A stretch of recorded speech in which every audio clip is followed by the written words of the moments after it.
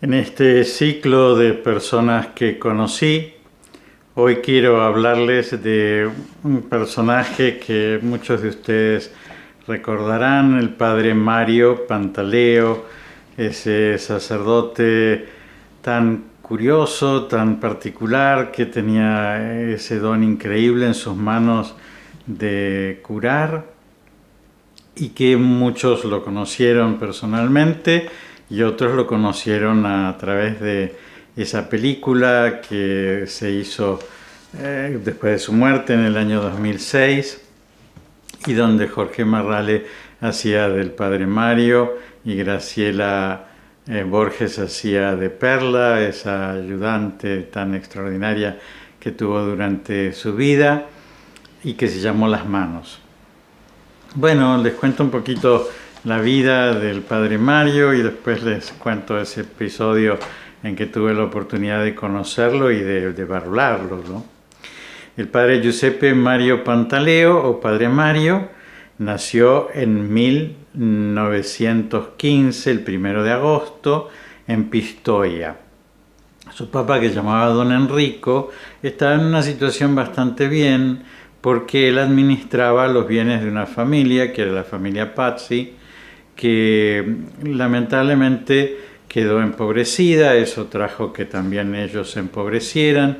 Después vino la posguerra de la Primera Guerra Mundial y entonces ellos deciden emigrar, como tantos otros italianos, a Argentina. Vienen y se instalan en Córdoba, porque ahí había un tío del padre Mario que ya se había instalado anteriormente.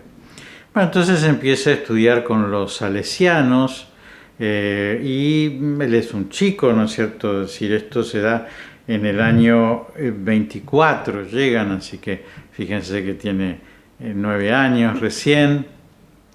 Y entonces en el año 27 él entra en una especie de aspirantado o seminario menor que tenían los salesianos, porque ya manifestaba signos de una vocación sacerdotal. Pero bueno, la familia no llega a prosperar, ¿no es cierto?, en la Argentina, hace algunos negocios, pero decide volver a Italia. Y entonces se instalan en la ciudad de Arezzo.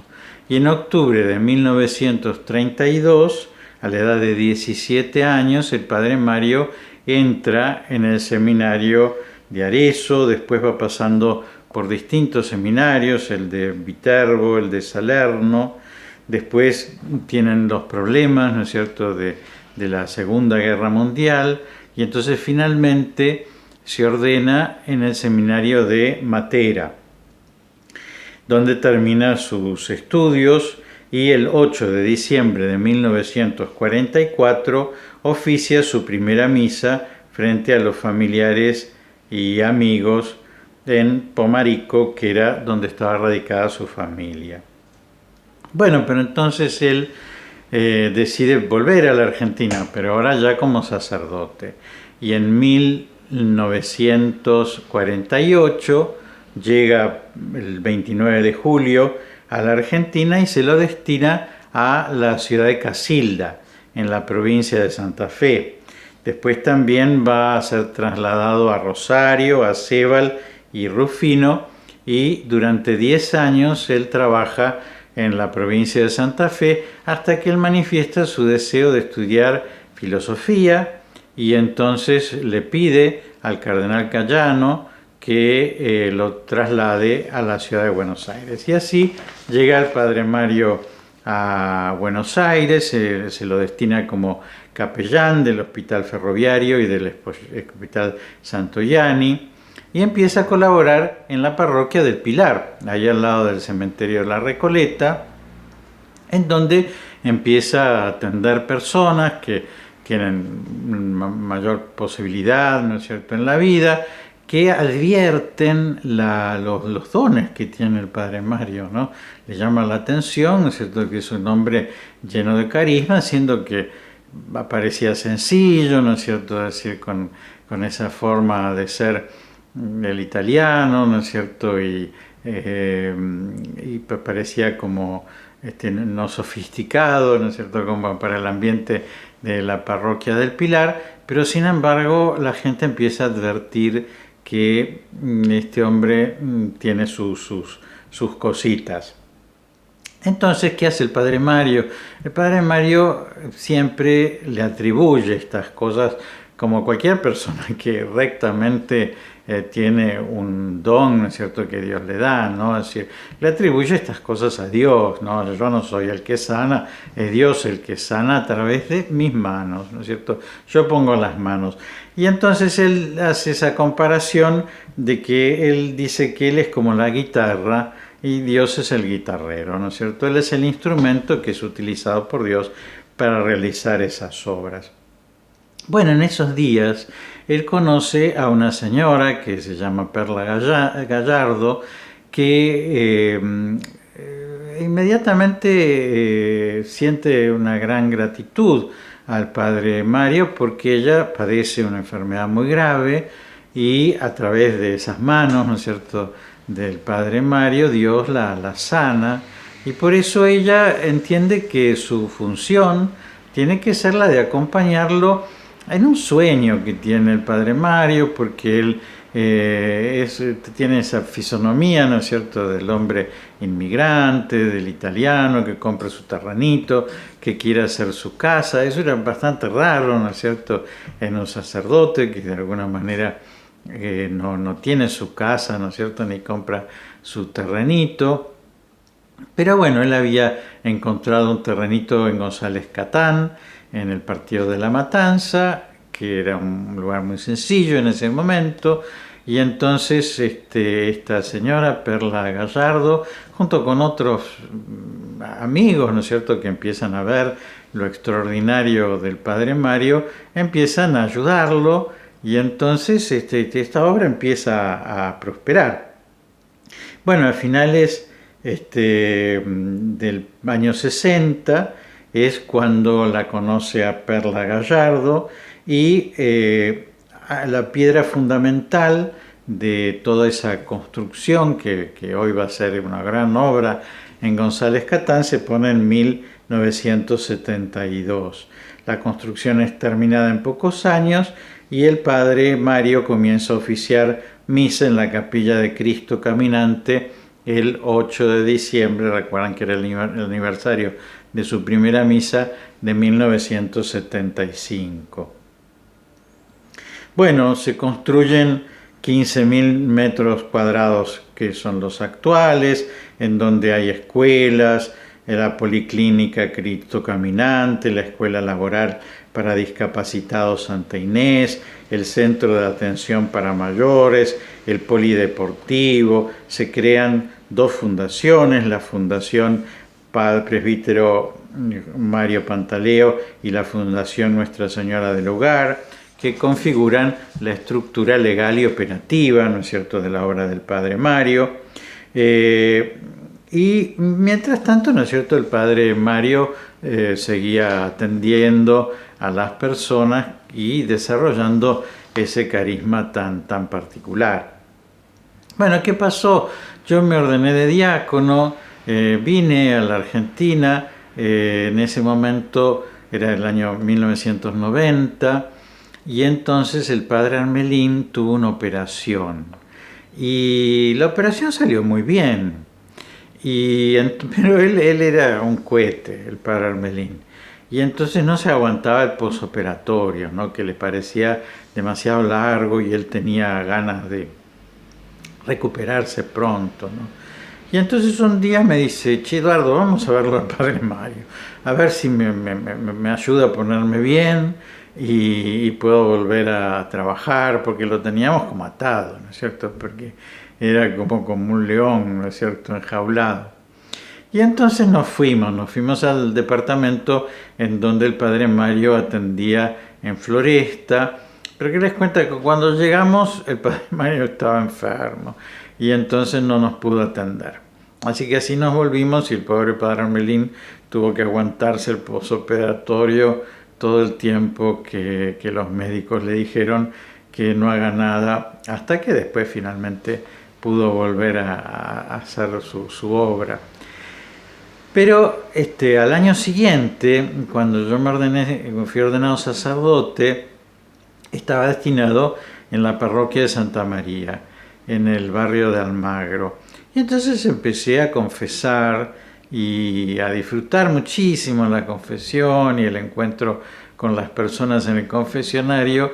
Y entonces un día viene un señor desesperado que me dice que su hijita, ahora no recuerdo si tenía 3 años o 6 años, pero le habían encontrado un cáncer y el hombre estaba destrozado.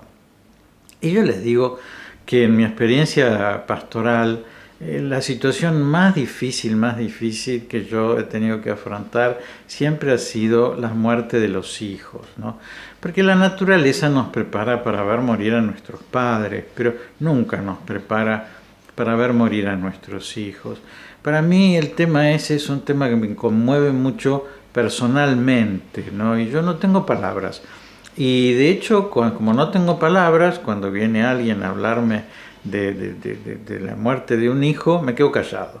Simplemente acompaño a esa persona en su dolor, ¿no es cierto? Comprendo el dolor de esa persona, el reclamo que de alguna manera le hace a Dios, ¿no? Porque es una situación muy difícil. Y bueno, yo estaba recién ordenado, este hombre viene a decirme que su hijita está enferma de un cáncer medio terrible, y entonces yo sin pensarlo y realmente sin conocer, ¿no es cierto? Porque ya les digo, nunca lo había podido ver, había ido, pero no había estado el padre Mario.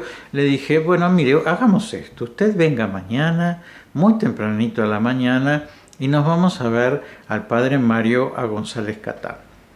Porque yo sabía que era muy difícil, ¿no es cierto?, ser atendido por el padre Mario, por los turnos, por todas esas cosas.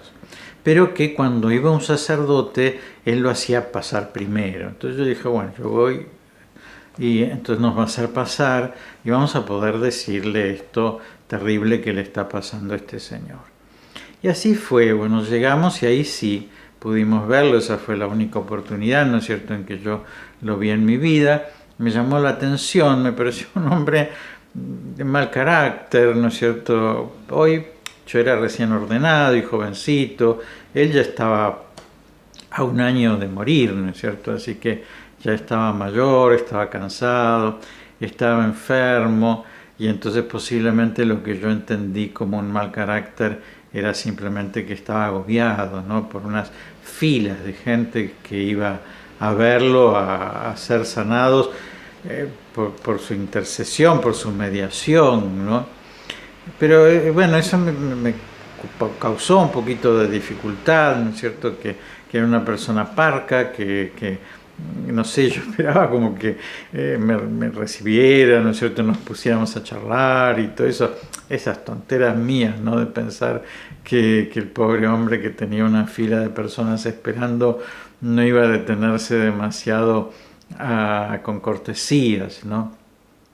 Pero bueno, la cuestión es que sí tuve oportunidad de verlo cuando él puso, ¿no es cierto?, el péndulo, y a través de eso él sentía, ¿no es cierto?, que había un problema, ubicó dónde estaba el problema, ¿no es cierto?, y dijo, mire, no se preocupe, la chiquita se va a curar, usted tráigala 6 veces seguidas, pero después se va a curar, no se preocupe, se va a curar.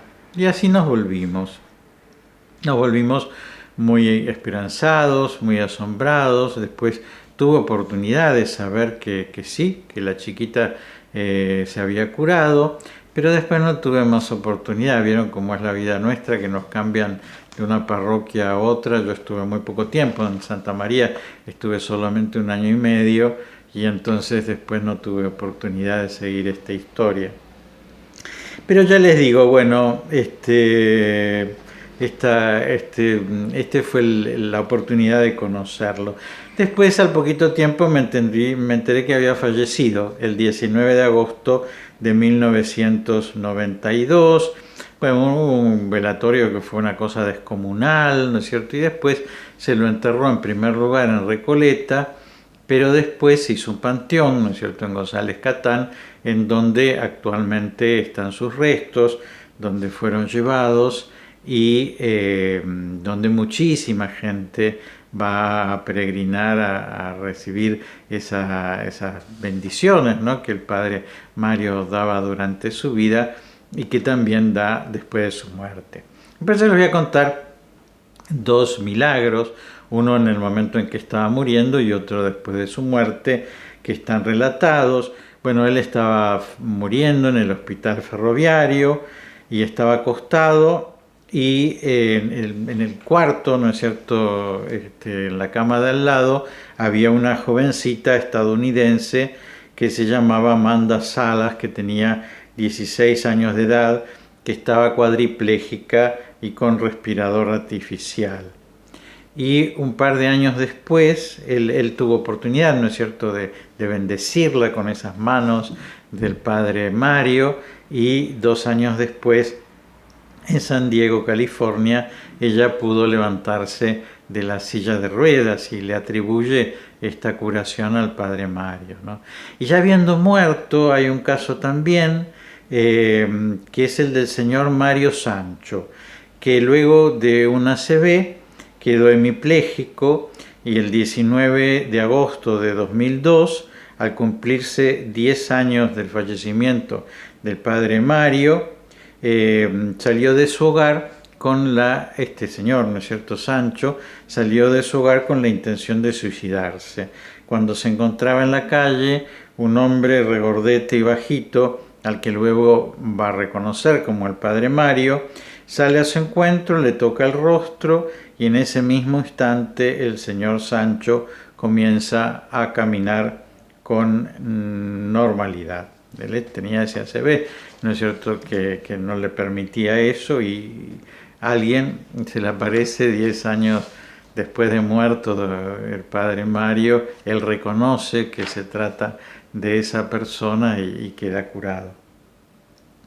Bueno, solamente para que esto que les digo, ¿no?, que las personas en la vida han sido como una gran providencia, me han enseñado distintos aspectos de la vida sacerdotal, me han enseñado también a juzgar, no juzgar a las personas en realidad como nos pide Jesucristo, pero a entender que nuestro juicio siempre es muy limitado. Y entonces esa aparente, situación confusa, ¿no es cierto?, que tenía el padre Mario en su ser, escondía a una persona a través de la cual Dios obraba grandes cosas. Y eso es lo importante de un sacerdote, porque un sacerdote es un instrumento por el cual Dios actúa, ¿no es cierto? Y entonces importa tanto cómo es el sacerdote, es decir, si es bueno, si es malo, si es paciente, si es generoso, si tiene buen carácter o tiene mal carácter, cuando en realidad es un instrumento, ¿no? Es decir, lo extraordinario del sacerdote es que sea eficaz, ¿no? Es decir, que la gracia pueda transmitirse a través de él. Y eso es así, ¿no es cierto? Es decir, la gracia se transmitía a través de esas manos del padre Mario, ¿no? No solamente en las curaciones, sino en esa gran obra que él hizo en González Catán para el bien de la gente, ¿no es cierto? Que de esa manera podía instruirse, podía estar segura, podía tener su obra social, podía tener el refugio para la gente mayor, tantas cosas que hizo él en esa obra. Bueno, es lindo saber que esas obras perduran, ¿no? Y que una vez muerto él, la obra sigue adelante. Es bueno también que ustedes lo sepan y que traten de colaborar con él, ¿no es cierto? Porque evidentemente él seguirá, ¿no es cierto? Es decir, haciéndose amigos y consiguiendo fondos a través de esos amigos para que esa obra pueda seguir adelante. Y en ese lugar hay también un museo del padre Mario, así que pueden ir a visitarlo, porque ahí está como replicado lo que era el escritorio en el cual él atendía, lo que era el dormitorio, y muchas cosas muy lindas, les diría, como demasiado lujosas por decirles, que tenía, pero porque evidentemente la gente que era curada no sabía cómo agradecerle, ¿no es cierto? Y entonces le agradecía regalándole algo extraordinario, ¿no es cierto? Lo más lindo que tenía, porque ni más ni menos a través de esas manos había recuperado el don de la salud, o el don de la salud de alguien que amaba mucho. Y por eso es lindo ver en ese lugar todas esas cosas lindas que la gratitud de la gente le hizo llegar a esas manos que tanto nos bendijeron. Así que, bueno, después se inició la causa de canonización, ¿no es cierto? Los seguidores del padre Mario le preguntaron al cardenal Bergoglio a ver si él veía posible el que se hiciera una causa de canonización. Se empezó una causa de canonización que lo lleva adelante un padre extraordinario, el padre Daniel Medina, que es un postulador muy fantástico de causas de canonizaciones. Y bueno, quizás en una de esas, sobre todo que en este momento el Papa es alguien que sabe perfectamente, ¿no es cierto?, quién es el Padre Mario, y que posiblemente pueda recibir con una especial benevolencia esta causa de canonización. Quizás en algún día y momento lo veamos en los altares, ni más ni menos, para que nos siga bendiciendo. Así que bueno, vamos a encomendarnos a este hombre y a esas manos para que hoy, ¿no es cierto?, en esta pandemia del coronavirus nos cuide muy muy especialmente. Les doy la bendición, que Dios los bendiga y los proteja en el nombre del Padre y del Hijo y del Espíritu Santo.